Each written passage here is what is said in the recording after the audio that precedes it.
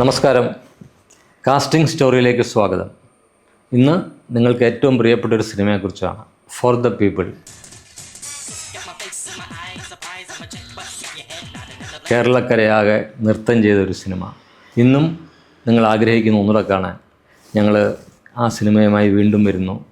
മിക്കവാറും ഈ അടുത്ത മാസങ്ങളിൽ ആ സിനിമ റിലീസ് ചെയ്യും, പുതിയ ഭാവത്തോടു കൂടി.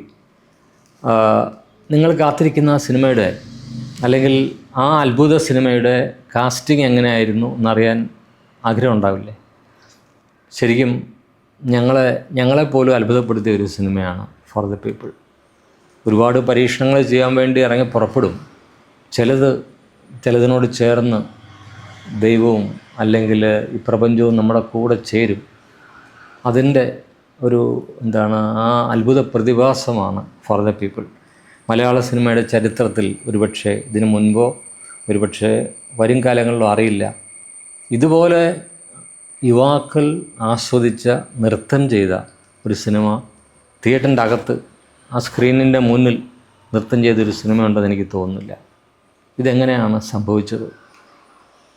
ഈ സിനിമ അതിൻ്റെ പല രീതിയിലുള്ള എങ്ങനെയാണ് ഈ സിനിമ ഫോം ചെയ്തത്, അങ്ങനെയുള്ളതൊക്കെ ഞാൻ സിനിമ അനുഭവങ്ങളിലൂടെ പറയുന്നുണ്ട്. ഓരോ പാട്ടുകളുടെ ഡീറ്റെയിൽസിൽ ജാവതിയും അല്ലെങ്കിൽ ബെല്ലേ ബെല്ലേ ഓരോ പാട്ടുകളുടെ ഡീറ്റെയിൽസ് പാട്ടോട് പാട്ട് എന്ന എപ്പിസോഡിലൂടെ പറയുന്നുണ്ട്. പക്ഷേ ഇവിടെ ഞാൻ കാസ്റ്റിങ്ങിൽ മാത്രം ഒതുങ്ങി നിൽക്കുകയാണ്. കാരണം അതറിയാനാണല്ലോ നിങ്ങൾക്ക് കൂടുതലും താല്പര്യം. ഒരുപാട് പുതുമുഖങ്ങൾ എനിക്ക് കത്തും അല്ലെങ്കിൽ മെയിലും അല്ലെങ്കിൽ ഫോണിലൂടെയൊക്കെ ബന്ധപ്പെടാൻ ശ്രമിക്കാറുണ്ട്. ഒരു പുതിയ സിനിമ, ഒരു പുതിയ ആശയം. ഞാൻ നിർമ്മാതാവ് സാബു ചിറയനോട് പറഞ്ഞു, നമ്മൾ ചെയ്യാൻ പോകുന്നത് ഏറ്റവും പുതിയ ട്രെൻഡി സിനിമയായിരിക്കും. കാരണം ഇതിൽ അഭിനയിക്കുന്നവരുടെ സ്മാർട്ട്നെസ്, അതുപോലെ തന്നെ അവരുടെ ബ്രില്യൻസ്, അതുപോലെ ഈ സിനിമ മേക്ക് ചെയ്യുന്ന രീതി, അതിൻ്റെ എഡിറ്റിങ്ങും ഫോട്ടോഗ്രാഫിയും എല്ലാത്തിലും സംഗീതത്തിലും ഒക്കെ മാറ്റം വേണം. അങ്ങനെ മാറ്റം വരുമ്പോൾ ഈ കാസ്റ്റിങ് വളരെ ശ്രദ്ധാപൂർവം ചെയ്യണം. പുതുമുഖങ്ങളെ അന്വേഷിച്ചുള്ള യാത്ര തുടങ്ങി. നിങ്ങൾക്കറിയാം, ഫോർ ദ പീപ്പിൾ 4 യുവാക്കൾ, അഭ്യസ്തവിദ്യരായ 4 യുവാക്കൾ, പ്രത്യേകിച്ചും വളരെ ബ്രില്യൻ്റായിട്ട് എഞ്ചിനീയറിംഗ് കോളേജിൽ പഠിക്കുന്ന, സമൂഹത്തിലെ അനീതികൾക്കെതിരെ പോരാടണം എന്നാഗ്രഹിക്കുന്ന യുവാക്കൾ. ഇന്നും അങ്ങനത്തെ യുവാക്കളുണ്ട്. ഇവരൊക്കെ എനിക്ക് തോന്നുന്നു ഏറ്റവും ബ്രില്യൻ്റാണ്, അപ് ടു ഡേറ്റ് ആണ് എല്ലാ കാര്യത്തിലും. അപ്പോൾ അങ്ങനെയുള്ള യുവാക്കൾ ഇറങ്ങി പുറപ്പെട്ടാൽ ചുറ്റും കാണുന്ന ഒരുപാട് അനീതികളുണ്ട്, അതിനെതിരെ പോരാടിയിൽ എങ്ങനെ ഇരിക്കും? അതായിരുന്നു വിഷയം. അപ്പോൾ ഇതിൽ 4 പേർക്കും 4 ക്യാരക്ടർ വേണം.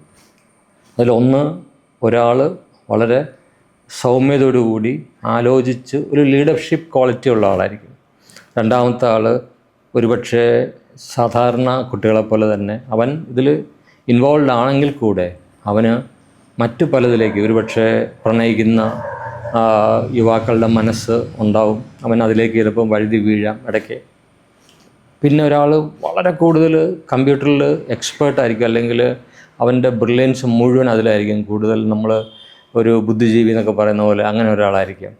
മറ്റൊരാൾ ഭയങ്കര ആക്ഷൻ റിലേറ്റഡ് ആയിരിക്കും, അവൻ്റെ മൊമെൻറ്റ്സൊക്കെ. അവനും അങ്ങനെ കുറച്ച് മിക്സാണ് നമ്മൾ ഉദ്ദേശിച്ചത്. ആദ്യം ഞങ്ങളുടെ മനസ്സിലോട്ട് വന്നത്, ഇതിലൊരു ഡാൻസർ ഉണ്ടാവണം. നന്നായിട്ട് യുവാക്കൾക്ക് ഡാൻസ് ചെയ്യാൻ ഇഷ്ടമുള്ള, അല്ലെങ്കിൽ പാട്ടിനോടൊപ്പം നന്നായിട്ട് നൃത്തം ചെയ്യാൻ കഴിയുന്ന ഒരു ആക്ടർ വേണം. അത് ഒരുപക്ഷെ പുതുമുഖം നമുക്ക് കണ്ടെത്താൻ ബുദ്ധിമുട്ടാണെങ്കിൽ ആ സമയത്ത് റിലീസ് ചെയ്തൊരു സിനിമ ഉണ്ടായിരുന്നു, ബോയ്സ്. ശങ്കറിൻ്റെ ബോയ്സ് എന്നുള്ള സിനിമയിൽ. ആ സിനിമയിൽ നമ്മൾ ഒരുപാട് കുട്ടികളുണ്ട്, പക്ഷേ അതിൽ ഒരാൾ ഭരത്, അവൻ്റെ മോമെൻറ്റ് നമ്മൾ ശ്രദ്ധിച്ചു. അങ്ങനെയാണ് ഞാൻ സാബുവിനോട് പറഞ്ഞു, ഞങ്ങൾ ആ സിനിമ കാണാൻ പോയിരുന്നു. അതിനുശേഷം സാബുവിനോട് പറഞ്ഞു, എന്തുകൊണ്ട് ഭരതിനെ അപ്രോച്ച് ചെയ്തു ആ ക്യാരക്ടറിന്? കാരണം അവൻ്റെ ഗ്രേസ് ഇന്നും കമലഹാസന് ശേഷം എനിക്ക് തോന്നുന്നില്ല ഭരതിനെ പോലെ നൃത്തം ചെയ്യുന്ന, അല്ലെങ്കിൽ ഭരത് നൃത്തം ചെയ്യുന്ന പോലെ ഗ്രേസ്. ഭയങ്കര രസമാണ് ഭരത് നൃത്തം ചെയ്യുന്നത് കാണാൻ. ഞാൻ ഭരതനോട് പലപ്പോഴും പറഞ്ഞിട്ടുണ്ട്, ആ കഴിവ് നിങ്ങളത് കണ്ടിന്യൂ ചെയ്യണം. പക്ഷേ ഭരതന് ഫോർ ദ പീപ്പിളും ബോയ്സും ഒക്കെ കഴിഞ്ഞതിന് ശേഷം ഭരത് വേറെ ആക്ഷൻ സിനിമയിലേക്ക് പോയി. പക്ഷേ ഇന്നും ജനങ്ങൾ ആഗ്രഹിക്കുന്നത് ഭരതിൻ്റെ നൃത്ത രംഗങ്ങളാണ്. അതുകൊണ്ട് തന്നെ ഭരതിനെ കാസ്റ്റ് ചെയ്യുന്നു. അപ്പോൾ ഈ ഭരത് ഈ സിനിമയിലേക്ക് വന്നതാണ് ഫോർ ദ പീപ്പിളിൻ്റെ ഏറ്റവും ബ്രില്യൻ കാസ്റ്റിംഗ് എന്ന് എനിക്ക് പലപ്പോഴും തോന്നാറുണ്ട്. കാരണം നിങ്ങൾക്കറിയാം, ലജ്ജാവതിയെ സൂപ്പർ ഡൂപ്പർ ഹിറ്റായപ്പോൾ ആ പാട്ടിനോടൊപ്പം തന്നെ ആ നൃത്തരംഗവും ഹിറ്റായി. ഒറ്റ ദിവസം കൊണ്ട് ചിത്രീകരിച്ച ആ നൃത്തരംഗം ഭരതിൻ്റെ കഴിവിലാണ് നിൽക്കുന്നത്. അതിൽ ഡാൻസ് ഡയറക്ടർ ചെറിയ കാര്യങ്ങൾ പറഞ്ഞു കൊടുക്കുമ്പോഴേക്കും ഇംപ്രവൈസേഷൻ, ഭരതിൻ്റെ ഇംപ്രവൈസേഷൻ, ആ ജമ്പും അവൻ്റെ മൊമെൻറ്റ്സും ചടുലതയും ഒക്കെ നമുക്ക് ഭയങ്കര രസകരമായിട്ട് തോന്നും. ആ സിനിമയിൽ പ്രത്യേകിച്ച് റൊമാൻറ്റിക് ആയിട്ടുള്ളൊരു പരിവേഷമാണ് ആ 4 പേരിൽ ഒരാളായ ഭരതിൻ്റെ ക്യാരക്ടറിന്. അപ്പോൾ അവൻ ചാൻസ് കിട്ടിയാൽ അവൻ്റെ ഗേൾഫ്രണ്ടിനെ കാണാൻ വേണ്ടി പോകും. അങ്ങനെയുള്ള കാര്യങ്ങളൊക്കെ ഉണ്ട്. അവിടുന്ന് അവനെ പിടിച്ച് കൊണ്ടുവരികയാണ് ഇതിലേക്ക്. അപ്പോൾ അങ്ങനെയുള്ള ഒരു ക്യാരക്ടർ, അവൻ വേവറിങ് ആണ്.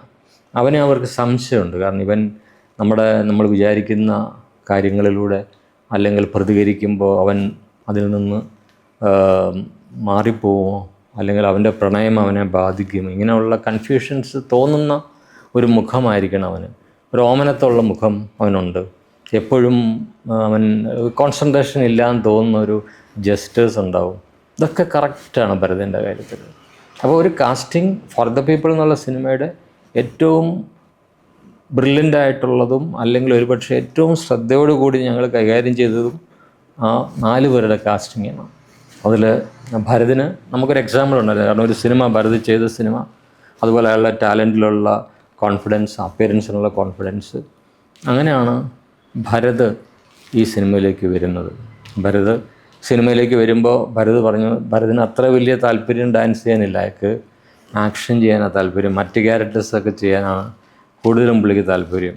പക്ഷേ ഞങ്ങൾ ഇൻസിസ്റ്റ് ചെയ്തു ഭരത് ഇതിലെ ഡാൻസറായിട്ടുള്ള റൊമാൻറ്റിക് പരിവേഷമുള്ള ലുക്കുള്ള ആ ക്യാരക്ടർ ആവണം എന്ന് പറയുകയും അങ്ങനെ ഭരത് ജോയിൻ ചെയ്യുകയും ചെയ്തു.